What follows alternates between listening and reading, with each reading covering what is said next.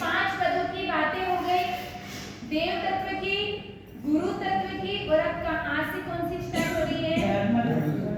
धर्म तत्व की बातें हम लेंगे। देव ने और गुरु ने अगर किसका शरण लिया? किसका शरण लिया है? धर्म का शरण लिया। तो 4 प्रकार के धर्म बताए, दर्शन, ज्ञान, चारित्र और तप। ये साधन थे हमारे, और ऐसे इन साधनों को लेकर यह ऐसे साध्य बन गए, यानी अरिहंत और सिद्ध वह आत्माएं बन गई। और बिल्डिंग को टिकाने के लिए क्या चाहिए? बिल्डिंग को टिकाने के लिए चाहिए, मजबूत चाहिए। उसी तरीके से आचार्य, उपाध्याय और साधु को टिकाने के लिए अगर कोई जरूरत है, जरूरत हमें पड़ती है, तो किसकी जरूरत पड़ती है? आचार्य बनेंगे तो किसके हिसाब से बनेंगे? जब उनके अंदर दर्शन, ज्ञान, चारित्र और तप रहेगा, जब धर्म टिका हुआ रहेगा, तभी वह आचार्य के पद पर बैठ सकता है, तभी उपाध्याय के पद पर बैठ सकता है, और तभी वह साधु बन सकता है। तभी हम प्रतिक्रमण के अंदर 2.5 दिन में रहे हुए हर साधु साध्वी को हम क्या करते हैं? वंदना करते हैं। यहाँ पर दर्शन पद की बात आ रही है कि दर्शन किसे कहते हैं? वह भी दर्शन कौन सा? सम्यक दर्शन। क्या बात कही है? सम्यक दर्शन। दर्शन का मतलब क्या होता है? दर्शन का अर्थ क्या है? दर्शन यानी क्या होता है?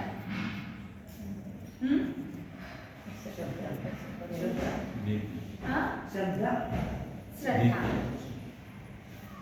सम्यक दर्शन का मतलब होता है श्रद्धा।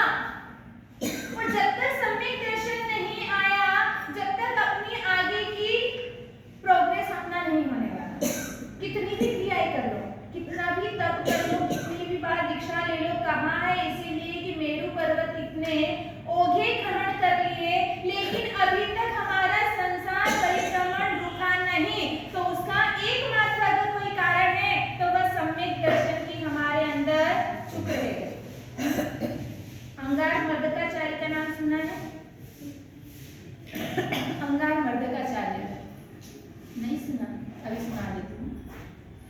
अंगार मर्दकाचार्य जो शासन प्रभावक आचार्य हुए, 500 शिष्य हुए, उनकी अगर व्याख्यान की अगर वाणी हम सुन लें, उनके व्याख्यान में चले जाएं, तो कई आत्माओं को उन्होंने संयम में स्थिर कर दिया, कई आत्माओं को संसार से उन्होंने तिरा दिया, कई आत्माएं मोक्ष तक पहुंच गई, कई आत्मा को इस संसार के कांटों से बाहर निकालने का कार्य ऐसे अंगार मर्दकाचार्य ने कर दिया। कहते हैं ना कि दीपक तले अंधेरा होता है, बाहर तो वह रोशनी देता है। दीपक की रोशनी से आजू बाजू को उजाला हो जाता है, लेकिन जो दीपक के नीचे का जो भाग रहता है, वहां पर हमेशा अंधकार रहता है। वैसी ही इन आत्माओं की भी बात है। अंगार मर्दकाचार्य ने 500 को दीक्षा दे दी, 500 उनके शिष्य बन गए, शासन प्रभावक हुए, जोरदार जबरदस्त वह जगह जगह जाकर ऐसी वैराग्यमयी वाणी का प्रचार करते, लेकिन वह आचार्य जो थे वह अभय थे। क्या थे? बाहर से तो लोगों को दिख रहा है बहुत अच्छा चारित्र पालन है इनका, बहुत अच्छा चारित्र पालन भी है, पालते भी हैं, अच्छी बातें भी बताते हैं, सब कुछ अच्छा है, लेकिन फिर भी उनके अंदर कौन सा तत्व नहीं रहता? वो किस तत्व को नहीं मानते हैं? वह मोक्ष तत्व को नहीं मानते हैं। मोक्ष तत्व को नहीं, 8 तत्वों को मानेंगे, जीव, अजीव, पुण्य, पाप, आसुर, संवर, बंध, मोक्ष, बंध और निर्जरा, सभी को मानने के लिए तैयार हो जाएंगे, लेकिन उसके अंदर 9 तत्वों के अंदर रहा हुआ जो मोक्ष तत्व रहता है, उसको मानने के लिए वह तैयार नहीं होते, क्योंकि अभावी जीव मोक्ष तत्व को नहीं मानता, यानी परमात्मा की वाणी पर उसे क्या नहीं है? हाँ, परमात्मा की वाणी पर श्रद्धा नहीं है। कई आत्मा को श्रद्धा का बीज बो दिया, कई आत्मा को सम्यक दृष्टि भी हो गए, कई आत्मा फटाफट 2-4 भोग करके मोक्ष में भी जाने वाला है, लेकिन आखिरकार में अंगार मर्दकाचार्य क्या हो? अवभवी जीव को हो ही नहीं सकता है, कितना भी उत्कृष्ट चारित्र पालन कर ले। कहते हैं कि 9.5 पूर्व को भी पढ़ लेते हैं वह आत्मा, 9.5 पूर्व का अध्ययन कर लेते हैं, और उनका जो चारित्र का पालन होता है, अच्छे भले इंसान उसमें पागल बन जाए कि कितना उत्कृष्ट चारित्र का पालन है। कहते हैं कि माखी के पंख को भी खिलावना न हो। किसकी पंख को? माखी के पंख। चारित्र लिया, और जब सम्यक दृष्टि आत्मा की जो भी आराधना होती है, उनका लक्ष्य होता है मोक्ष प्राप्ति। लेकिन जो अभवी जीव चारित्र ले लेते हैं, उनका एकमात्र लक्ष्य होता है कि मुझे पुण्य का उपार्जन करना है, मुझे अच्छे सुखों को भोगना है। उनका लक्ष्य होता है देवलोक के सुखों को भोगना, क्योंकि ऐसा सुख वो यहाँ पर वो सोचते मैं अच्छी आराधना कर लूं, तो उत्कृष्ट चारित्र का पालन करूंगा तो मुझे देवलोक का सुख मिलेगा, वहां का वैभव मिलेगा, मौज मस्ती करूंगा। केवल उनका लक्ष्य इतना ही बना रहता है। पब्लिक के सामने तो वो सब कुछ अच्छा दिखाते हैं, लेकिन मन की जो भावनाएं होती है, उनकी मन की भावनाओं को कोई भी जान नहीं सकता है। इसीलिए कहा है कि कितनी भी आराधना कर लो, चारित्र उत्कृष्ट पालन तब भी उत्कृष्ट करता है, सब कुछ करता है, लेकिन उसके अंदर क्या नहीं होता है? जब श्रद्धा नहीं होती, श्रद्धा रूपी बीज का अंकुरण नहीं फूटता है, तो उसकी भोग की परंपरा नहीं, और जब तक सम्यक दर्शन नहीं आया, कहते हैं सम्यक दर्शन और सम्यक ज्ञान एक सिक्के के दो पहलू हैं। सम्यक दर्शन, ज्ञान, चारित्र, मोक्ष मार्ग। रत्नत्रयी जो बताई है, रत्नत्रयी में ज्ञान, दर्शन और चारित्र आता है। तो ज्ञान को कहाँ लिया गया है? चारित्र को 3rd नंबर में, और दर्शन को पहले दिया। श्रद्धा और ये जो ज्ञान अगर होगा तो श्रद्धा भी जागेगी, और श्रद्धा होगी तो हमें परमात्मा की वाणी पर भी जानकारी लेने की उत्कंठा उत्पन्न होगी। तो ज्ञान होगा तो हमें क्या होगा? सम्यक्त की प्राप्ति होगी। और ज्ञान ही नहीं होगा तो हमें सम्यक्त की प्राप्ति कैसे हो सकती है? हो सकेगी जब तक आपको उस चीज का नॉलेज नहीं, आपको मालूम है कि यह पेन किलर जो भी हो, डोलो गोली ले लो, आपकी फेमस कोरोना के टाइम बहुत लोगों ने खाई है। जब तक आपको मालूम है डोलो गोली जो है, इस डोलो गोली का क्या काम है, यह गोली खाएंगे तो इससे बुखार जाता है, सिर दर्द जाता है, या और कुछ जाता है। जब तक हमें मालूम नहीं होगा, जब तक उसके प्रति हमको क्या नहीं होगा? श्रद्धा नहीं होगी। लेकिन एक बार आपको मालूम पड़ गया, किसी अच्छे व्यक्ति के द्वारा, किसी डॉक्टर के थ्रू आपको मालूम पड़ गया, उसने कह दिया कि आपको कभी भी थोड़ा सा भी, अभी कोरोना के टाइम पे आधे डॉक्टर घर वाले सब बन गए थे, इतने सालों में डॉक्टर नहीं बन पाए, लेकिन अभी सब अपने अपने घर के डॉक्टर बन रहे थे।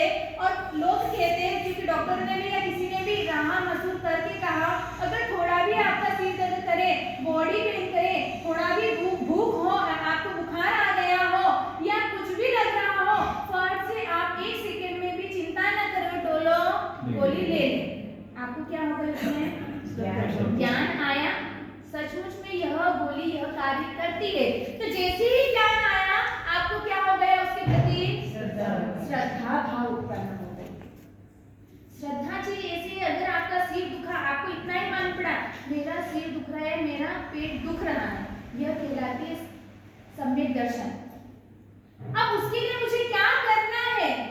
उसके लिए मुझे यह गोली लेनी पड़ेगी। यह क्या हुआ? सम्यक ज्ञान।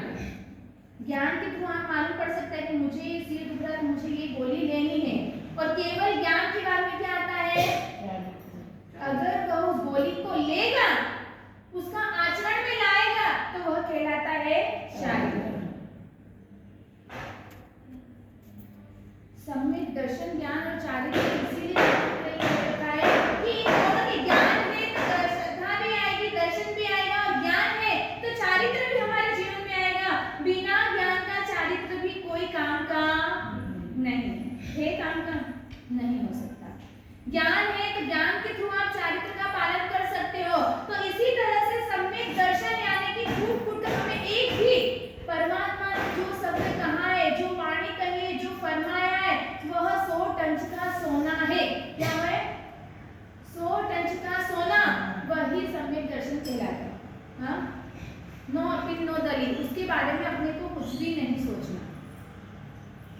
कभी कभी व्यक्ति के अंदर श्रद्धा होती है लेकिन ज्ञान नहीं होता, तो वो चीज उलट हो जाती है। किसी के पास ज्ञान होता है लेकिन श्रद्धा नहीं होती है, तो वो बाजी पलट जाती है।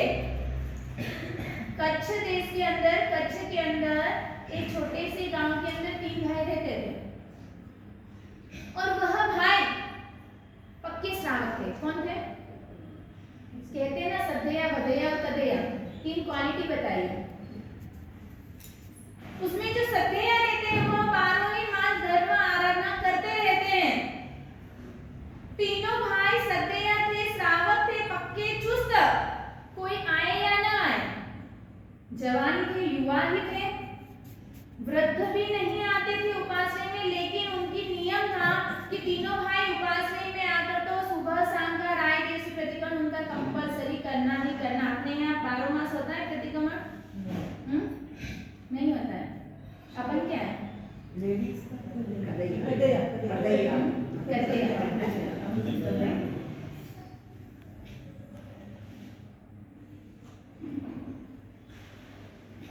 तीनों भाई जिसका नाम था रायसी, एक का नाम था देवसी और एक का नाम था खेतसी। क्या था नाम? उधर अच्छे लोगों के नाम के, सबके नाम के पीछे सीसी लगता है। हाँ, ऐसे अपने यहाँ मांगीलाल जी, किसी में सिंह ऐसे लगते, तो उधर की कच्छ के लोगों के अंदर हर नाम के पीछे सी शब्द लगता है। रायसी भाई, देवसी भाई और खेतसी भाई। 3 भाई। अब जो खेतसी भाई थे ना, उनके अंदर क्या था? ज्ञान नहीं था, श्रद्धा जरूर थी। हाँ, भगवान की वाणी पर श्रद्धा थी, पर क्या करें, ज्ञान में थोड़े कमजोर थे, ज्ञान चढ़ता नहीं था, नॉलेज कुछ नहीं था। केवल जो दोनों भाई करते वो भी कर लेता। तीनों आकर सुबह शाम का प्रतिक्रमण कर लेते। अब जो वो बड़ा भाई था देवसी, छोटा भाई था रायसी भाई और एक था खेतसी भाई। तीनों आकर जब उपासना में प्रतिक्रमण करते, जो रायसी भाई था ना, वो सुबह का प्रतिक्रमण ही पढ़ा था। क्या करता? वह उसका नियम था, वो रोजाना सुबह का प्रतिक्रमण पढ़ा था। और सुबह के प्रतिक्रमण में कहाँ पे आता है? इच्छा कार्यालय सभी से होकर राय परिमण। क्या करते हैं? करते हो ना आप लोग? प्रतिक्रमण कौन करता है? जिसको आता है उसको मालूम होगा। सुबह के प्रतिक्रमण में खाते वक्त क्या आता है? राय परिमण खाओ। वानरा के अंदर भी राय, वंदितु के अंदर भी राय। सुबह का प्रतिक्रमण होता है, उसमें राय शब्द आता ही आता है। और यथायथ होता है ऐसा कि जो रायसी भाई थे वही राय प्रतिक्रमण पढ़ाते थे। और जो देवसी भाई थे ना, वो देवसी प्रतिक्रमण पढ़ाते थे। शाम का प्रतिक्रमण होता और सुबह तो चलो थोड़ी बहुत नींद में, थोड़ी बहुत ऊँघ में, झपकियों में वो प्रतिक्रमण कर लेता। कभी नींद खुलती तो बात अलग है। और शाम का प्रतिक्रमण में भी ऐसा ही होता। देवसी भाई प्रतिक्रमण पढ़ाते, इच्छा कर सब देवसी पढ़ी पढ़ा। हाँ, वंदितु में भी देवसी। जब ऐसा उसने रोजाना देखा, वो सोचता मुझे नहीं आता, इसका मतलब ये क्या? हाँ, खेतसी भाई क्या सोच रहे हैं? मुझे नहीं आता प्रतिक्रमण। दोनों पक्के इतने, दोनों को प्रतिक्रमण आता, तो प्रतिक्रमण के अंदर खुद का नाम बोलते हैं। हाँ, क्या बोल रहे हो? दोनों भाई अपना अपना नाम बोलते, मेरा नाम तो कभी बोलते ही नहीं है। हाँ, अब बेचारे उसको क्या मालूम कि प्रतिक्रमण के अंदर ही आता है। हाँ, राय और देवसी ज्ञान नहीं, श्रद्धा जरूर थी। इसलिए परमात्मा के जो 6 आवश्यक बताए हुए हैं कि 6 आवश्यक का पालन करना, 6 आवश्यक का पालन जरूर करता, लेकिन ज्ञान की कमी थी। और उस ज्ञान की कमी के कारण उसके मन में दिन प्रतिदिन यही सताता रहता, यही डंक रहता कि दोनों अपना अपना नाम लेते, मेरा नाम तो कभी लेते ही नहीं थे। और मुझे क्या करना? एक दिन तो इन्हें भी मजा में चखाऊंगा, एक दिन तो मैं भी मेरा डंका या मेरा झंडा गाड़ूंगा ऐसे ही।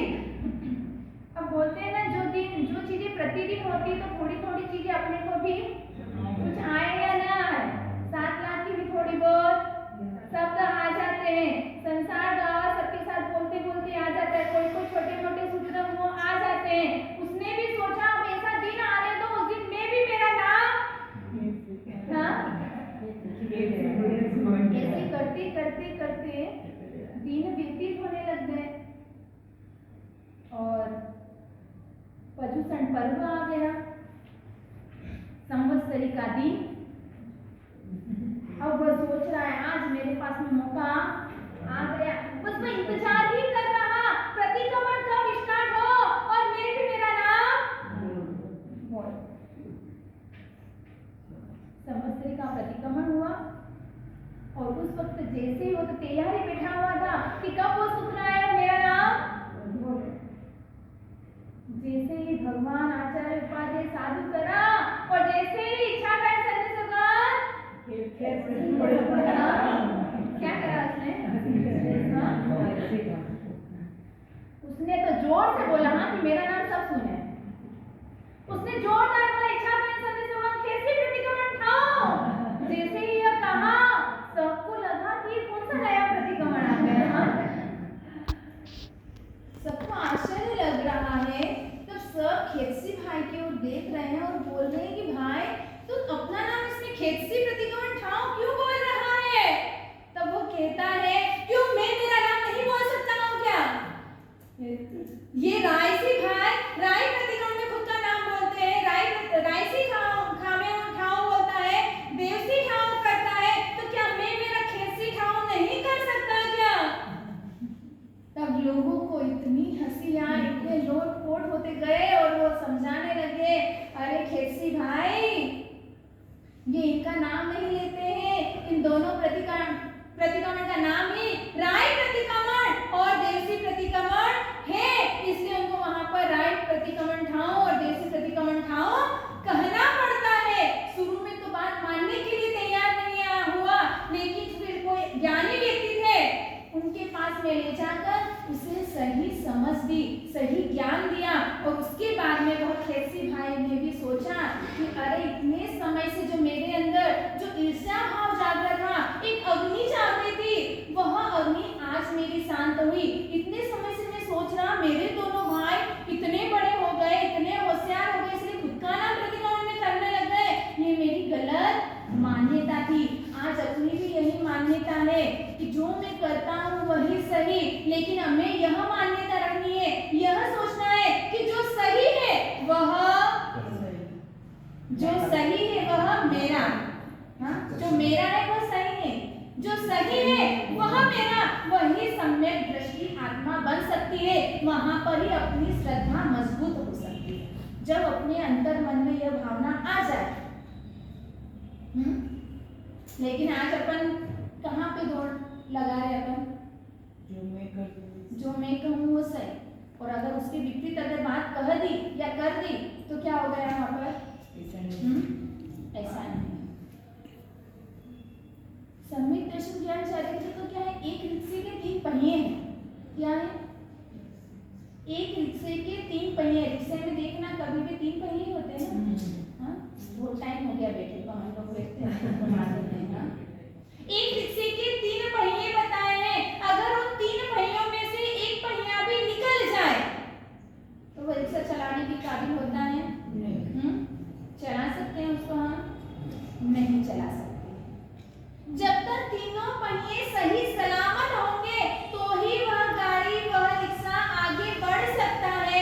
उसी तरह से जब तक हमारे अंदर सम्यक श्रद्धा यानी सम्यक दर्शन न आए, सम्यक ज्ञान और सम्यक चारित्र तीनों अगर मजबूत होंगे तो ही हमारी गाड़ी आगे बढ़ सकती है और मोक्ष मार्ग पर जाकर रुक सकती है। लेकिन अपन अभी धर्म तत्व के पहली चीज में ही अटक गए हैं। कहाँ पर अटक गए हैं, दर्शन में ही। अभी तक हमें मालूम है कि हमें सम्यक दर्शन की प्राप्ति हो गई है, नहीं मालूम कब होगी वो भी मालूम है। सम्यक दर्शन के 3 भाग, सम्यक दर्शन एक शायपस्मिक और एक उपसम। सम्यक के 3 विभाग बताए हैं कि उपसम सम्यक कब आ सकता है, पूरे संसार चक्र में। उपसम सम्यक जो होता है वह पूरे भव संसार के अंदर, हमारा जितना अनादिकाल से जो परिभ्रमण चल रहा है संसार के अंदर, पूरे संसार चक्र में परिभ्रमण करते वक्त 5 बार से ज्यादा वह सम्यक नहीं आ सकता है। कितनी बार, 5 बार से ज्यादा नहीं, 5 बार के अंदर आ सकता है, उससे ज्यादा हमें वह सम्यक की प्राप्ति नहीं हो सकती। शायोपस्मिक सम्यक असंख्य बार आता है और असंख्य वो चला गया दूसरे भाव में गए, वापस वो उससे कोई लेना देना नहीं, या उसी भाव में आता उसी भाव में वह थोड़े समय तक टिकता है और वापस वह चीज चली जाती है। लेकिन जो शायिक संयुक्त जो है वह शायिक संयुक्त कैसी चीज है? आने के बाद जो जाती नहीं, एक बार आ गई यानी अब फिक्स डिपॉजिट है कि आपका केवल ज्ञान होकर मोक्ष में आपको कहाँ जाना है? केवल ज्ञान होगा तो कहाँ जाओगे? शायिक संयुक्त की शाख है, एक बार शायिक संयुक्त आ गया, अब भले ही उसको कहीं पर भी जाना नहीं, भले ही संयुक्त उसकी आत्मा कितना ही पाप करती हो, लेकिन कहते हैं वो काय पाती होती, चित्त पाती नहीं होती। हम कोई भी पाप करते काया से भी करते और चित्त से भी करते। काया से करना तो मजबूरी हो गई, चलो करना पड़ रहा है, लेकिन उसमें अपन अपना मन चित्त भी जोड़ लेते हैं। कहीं शादी में गए, पार्टी में गए, क्या करें, अब जाना पड़ता है, परिवार का है, ऐसा है वैसा है, जाना पड़ रहा, चला गया, लेकिन वहां जाकर भी अपन क्या करते हैं? आनंद मनाते, क्या गार्डन है, क्या हरियाली है, क्या बढ़िया शादी करी है, क्या स्टेज है, क्या वो है, क्या दूल्हा है, क्या दुल्हन है, अरे उसी में चले जाते हैं, पूरे चित्त से उसको जुड़ जाते हैं, तो वह सम्यक दृष्टि आत्मा नहीं कहलाती है। सम्यक दृष्टि आत्मा तो कहती करते हैं क्या है, करते कुछ और अंदर मन के परिणाम कुछ और ही चलते हैं। कहते सम्यक दृष्टि आत्मा करे कुटुंब परिपाल, हाँ अंतर से न्यारा रहे, जेम धाव खिलावत बात। किसकी तरह बताया है? हाँ हाय माता बच्चे को खिलाती है, पिलाती है, पहनाती, उठती बैठाती है, सब उसके साथ करती है, लेकिन उसको मालूम है कि यह मेरा बेटा नहीं है। हाँ वह किसका है? मेरा बेटा तो कोई और है। भले ही बाहर से लोगों के अंदर तो सब कुछ लगता है कि कितना ध्यान रख रही है, लेकिन फिर भी उसके अंदर मन में होता है कि यह मेरा बेटा नहीं है। जितना बेटे के प्रति, उसके सच्चे बेटे के प्रति उसका अहोभाव जाएगा, करुणा जाएगी, एक वात्सल्य भाव रहेगा, वह अन्य बच्चों के साथ में नहीं हो सकता। वैसे ही सम्यक दृष्टि आत्मा बाहर से भले कितना भी पाप करता हो, लेकिन अंतर मन तो उसका हमेशा जागा हुआ रहता। यह परिवार को मुझे चलाना पड़ रहा है, बिजनेस मुझे करना पड़ रहा है, रात को मुझे भोजन करना पड़ रहा है, सब कुछ करना पड़ रहा है, पर क्या करूं? उसको अंतर से डंप है। श्रेणिक महाराजा भी दीक्षा नहीं ले पाए थे, लेकिन श्रेणिक महाराजा को भी क्या था? क्या था? शायिक सम्यक की प्राप्ति थी। भले ही कोई व्रत पचकान उनकी लाइफ में नहीं कर सके, लेकिन जब जब मेरे परमात्मा महावीर देशना देते, आंखों में से अश्रुधारा बहती और वह सोचते थे कि इस कैद में से, संसार रूपी कैद खाने में से मैं कब निकलूं, पर वो निकल नहीं सकते। प्रयत्न बहुत करते थे। 3 बंदर का दृष्टांत देकर मैं बताऊंगी कि सम्यक दृष्टि आत्मा उसको पाने की जिज्ञासा बहुत रहती है, लेकिन उस चीज को वह पा नहीं पाते। कृष्ण महाराजा, जैसे कृष्ण महाराजा जब नेमिनाथ प्रभु के समवसरण में बैठते थे तो अश्रुधारा बहाते थे, वह कहते थे, हाँ हाँ आपने तो नहीं आता, भाई कितना भी कुछ हो जाए, इसका मतलब अभी तक समझने तो अपने पास में नहीं। हमें तो एक छोटी छोटी हल्की फुल्की चीजों के लिए हमें शंका कुशंका सताती रहती है। शंका तो सताती ना, तो बस यही है, जहाँ शंका है वहाँ अभी अपन उन चीजों से बहुत दूर है। शंका है यानी कि अभी तक हमें सम्यक नहीं है। सम्यक दृष्टि यानी विचारों की शुद्धता, सम्यक दृष्टि यानी विचारों की शुद्धता। अब मेरे मन में ऐसे ऐसे भाव, विकार के भाव आएंगे नहीं, कोई गलत बातें नहीं आएगी, बस जो सुना उसको ही मेरे को सत्य मानना है, इतनी शंका है। अगर ऐसी भावना आ जाए ना अपने मन में, तो सोच लेना आज हम को सम्यक की अंश या छाप धीरे धीरे हमारे अंदर आ रही है। कृष्ण महाराजा भी जो थे, वह भी जब देशना सुनते थे नेमिनाथ प्रभु की, तब तो लगते थे कि सचमुच में, क्योंकि कृष्ण महाराजा को भी शायद सम्यक की प्राप्ति, वह भी तीर्थंकर बनने वाले, श्रेणिक महाराजा भी तीर्थंकर बनने वाले हैं, सब कुछ हो गया, लेकिन जैसे समवसरण के बाहर जाते, किसी ने कहा कि इस नगर के अंदर यह कन्या बहुत सुंदर है, यह राजकन्या है और आपके महलों को शोभा देगी, तुरंत उनकी भावना क्या हो जाती थी? क्या हो जाती थी?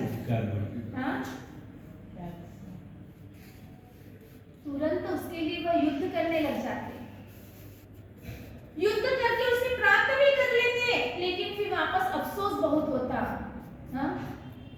दुख तो होता है हमको भी, क्या होता है? ऐसे मतलब कुछ भी करे और अफसोस तो होता ही है। कितना अफसोस होता है। नहीं, होता अगली है। बार तो वापस करने की इच्छा होती है अपने को भी। वो ऐसा वो माहौल आता है तो कभी माहौल की बात नहीं, 24 ही घंटे उसमें अगर लगे रहे हम, दिन रात अपनी वही रील घूमती रहे, तो लगता है कि हाँ सचमुच है। यहाँ पर जो कृष्ण महाराज की बात बता रही ना, वो सब कुछ करते थे।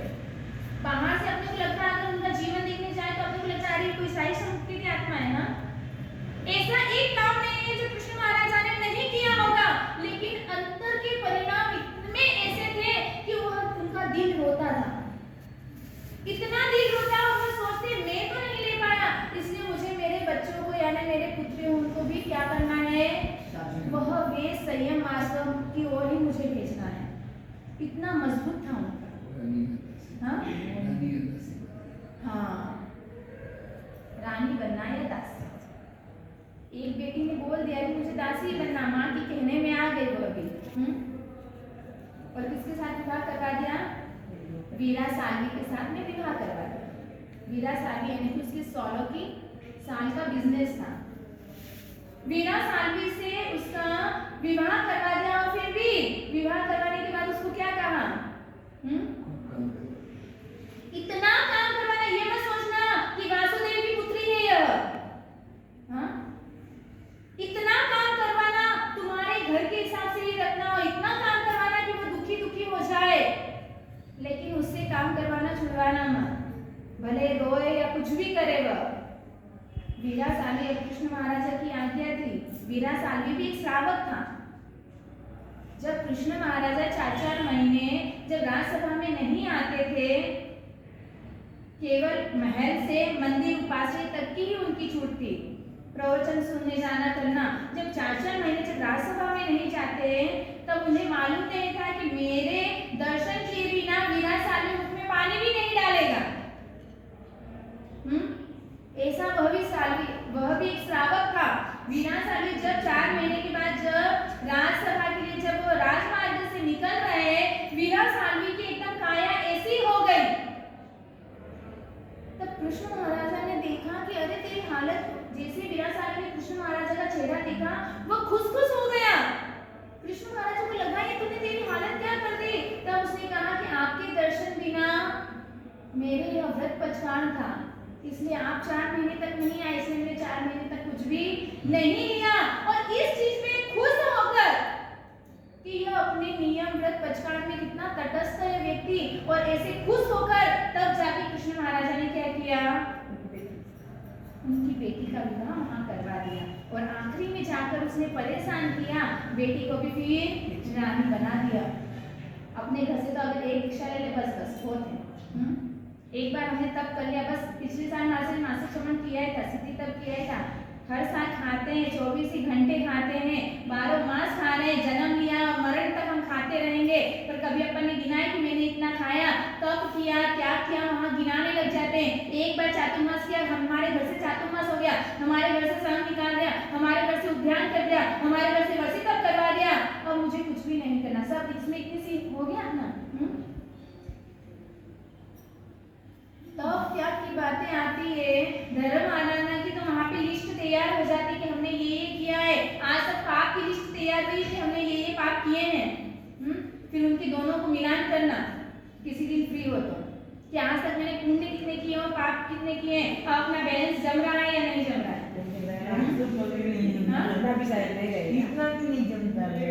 ये सोचो पुण्य तो हुआ ही नहीं है। इस संसार के अंदर आप रह रहे हो तो 6 जीवों की विराधना और 18 पाप स्थान का सेवन आप प्रतिदिन प्रतिपल करते हो, तो उसके बीच में आपकी आराधना तो शून्य है। क्या है?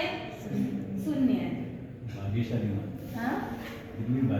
फिर भी तप कराए, अनुमोदना करवानी पड़ती। किसी ने व्रत पचका लिया या चातुर्मास करवाया या वर्षी तप किया या करवाया, उद्यान करवाया, वहाँ पर भी हमें अनुमोदना करनी पड़ती है। किस वजह से? मालूम है ये कोई मायने नहीं रखती ये चीजें, लेकिन फिर भी क्यों करते हैं कि अगर नहीं करेंगे तो वह इस चीज में नहीं जुड़ेगा। हाँ, पहले से उसका पुण्य नहीं है और पुण्य क्षीण होता जाएगा, पाप का फलना भारी है ही सही। अगर वह थोड़ा भी पुण्य नहीं करेगा तो उसका स्थान कहाँ होगा?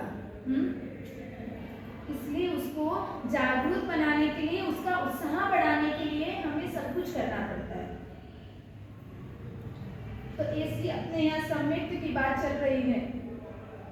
शाही सम्यक्त आने के बाद में वह जाता नहीं है, हमें केवल ज्ञान दिलाकर मोक्ष की ओर ले जाता है। और ऐसे ही जब श्रद्धा मजबूत होती है तब कहा है कि पढ़मं नाणं तवोदया। क्या कहा है? आज ज्ञान पद की चर्चा होनी चाहिए। तो ऐसी पढ़मं नाणं तवोदया कि पहले ज्ञान और फिर ज्ञान नहीं होगा तो दया का हम पालन नहीं करेंगे। कई लोगों को देखा है, हम विहार करते हैं तब छोटे छोटे बच्चों को हम देखते हैं उनके अंदर समझ होती नहीं है। एक बार हम विहार कर रहे हैं और विहार करते वक्त हमने देखा 5-7 बच्चे हैं और एक चूहा है, चूहे को पूंछ से पकड़कर उसको हिलाते हिलाते ले जा रहे हैं। क्या कर रहे हैं?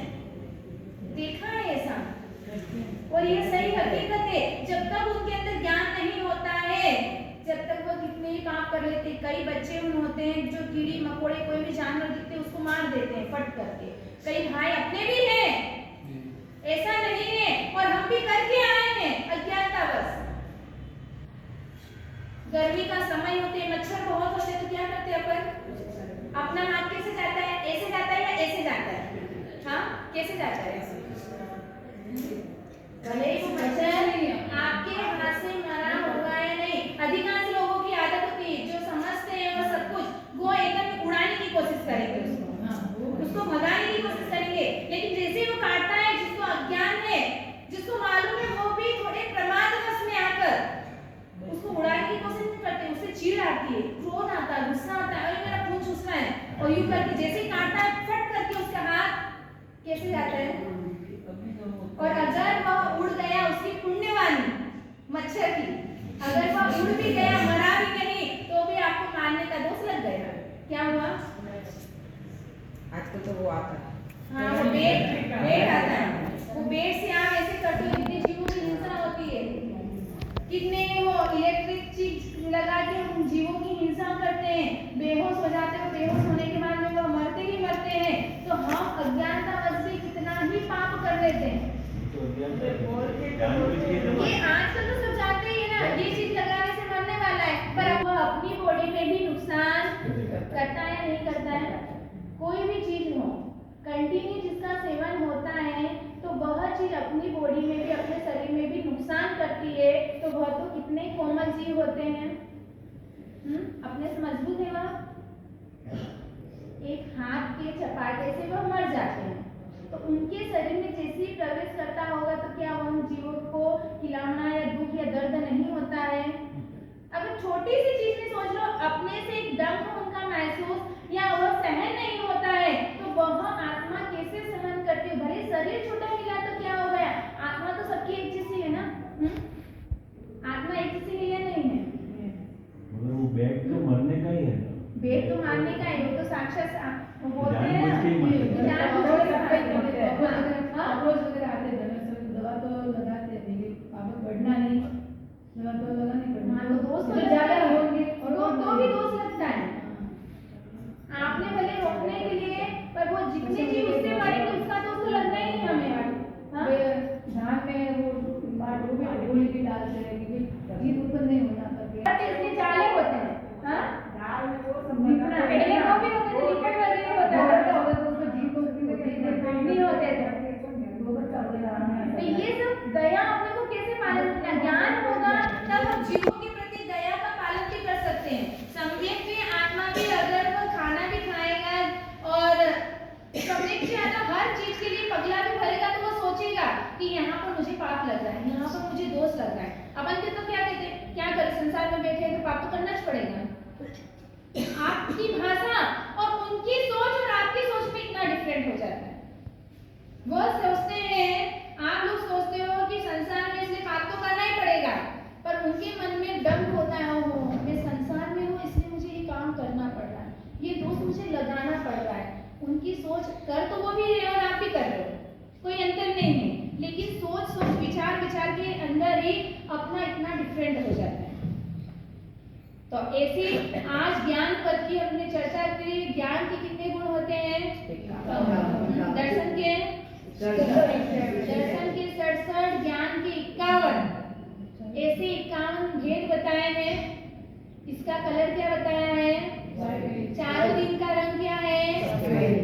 हाँ, अरिहंत का सफेद था और वापस अब 4 प्रकार का जो धर्म बताया है, धर्म तत्व की चर्चा चलेगी। वहां पर सफेद जो एक द्रव्य से आराधना करता है वह कौन से द्रव्य का भोजन करेगा? चावल का उपयोग करेगा। तो ऐसी आज पढ़मम नाणम तवोदया कि पहले अपने जीवन में ज्ञान होना चाहिए। कहते हैं ज्ञानी श्वासोश्वास मां करे कर्म न चेय। हाँ? पूर्व क्रोड़ वर्षा लगे अज्ञान करे देव।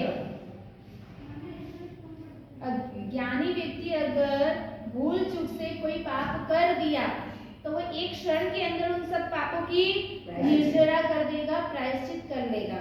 लेकिन अज्ञानी व्यक्ति उसकी निंदा करके भवसागर में डूब जाएगा। तो ऐसे 7वां पद आज ज्ञान पद की चर्चा करी। और इधर सम्यक दर्शन ज्ञान के अथाह सागर